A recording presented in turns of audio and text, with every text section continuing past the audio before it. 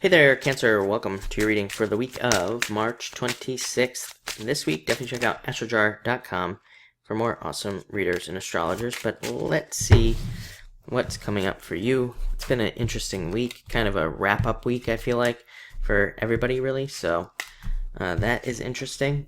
But hey, you know what? You have a totally different week. I like when somebody's different. So you start off with the King of Hearts, which is you. You actually have the King and the Queen of Hearts. Could be a good love week. Definitely could be love coming in.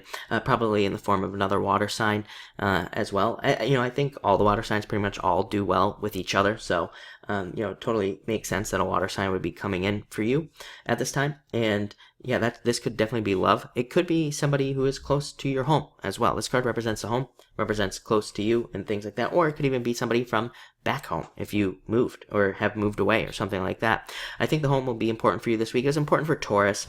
And not only that, you have the Seven of Diamonds, which is can represent where you are from. It can represent your roots and things like that. So definitely could be that.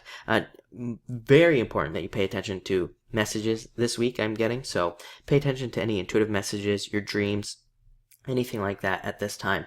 But this can be a card of messages and getting mixed messages as well coming to you. So just be careful who you believe this week. Be careful of all that stuff. I've been telling people all year that it's no surprise that fake news, the whole fake news craze came out this year because, there's just a lot in the astrology that is about not being able to see things clearly. Neptune and Pisces, Chiron and Pisces, we can't really see things. It's hard to see the truth, I feel like, during these times. I think we just have to try to figure that out on our own, what the truth is. I think that the universe is gearing us up to be more independent. Chiron about to move into Aries, where we focus more on us independently. So that's probably what that is. And you being Cancer, definitely sensitive to those sorts of things. Like I said, just be careful of what you believe, who you believe, the people around you, and things like that. Next, you have the Ace of Spades, changes coming in and cutting things out. I also feel like a lot of you it's kind of like Phoenix rising from the ashes in a lot of ways. I have a feeling, again, I haven't done the other water signs yet, but probably Scorpio and Pisces are going to get very similar messages. I think that Pisces moon was a little bit challenging, especially emotionally, because it's I think that a lot of water signs have been trying to move their lives forward, and it probably just hasn't been working, or things just haven't been going in the right direction, or whatever. And I think the universe is asking us to try again, even though we've tried something in our lives. We've tried to change something probably a bunch of times already, and I think a lot of people are tired. But again, Chiron at 29 degrees, going to 29 degrees is basically don't give up. So you just need to push through that last little bit, basically. So that's what I would say there. Don't give up. Keep pushing. And just know that from the pressure that is being applied to your life, that's where success could come. So keep going. Next, Four of Clubs, Mercury retrograde. So just the typical retrograde stuff. Follow the typical rules. Double, triple check everything that you're doing, and you'll be fine. This is actually a very good card. I like this card when it comes up during retrogrades because it can say, even though there's all this confusion around the retrograde, that you could be, your thoughts themselves could be very much on point. They could be in line with the truth. They could be leading you to something more. They could be leading your life into a different direction that is much more positive. So I definitely like to see that as well.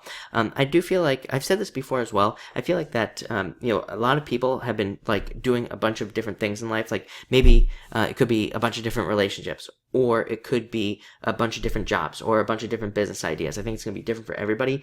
But I've had this image of puzzle pieces coming together for years now, and I think that means that everybody is kind of finally putting their puzzle together, the puzzle that is their life. And I think once we move through this year, I think people are going to start seeing things kind of falling into place. I feel like that's what the Four of Clubs is saying. Next, Six of Clubs, putting down a burden. So you actually have two cards that represent that. Ace of Spades kind of represents existing problems being resolved, and Six of Clubs is releasing a burden, being able to move forward, feeling much better.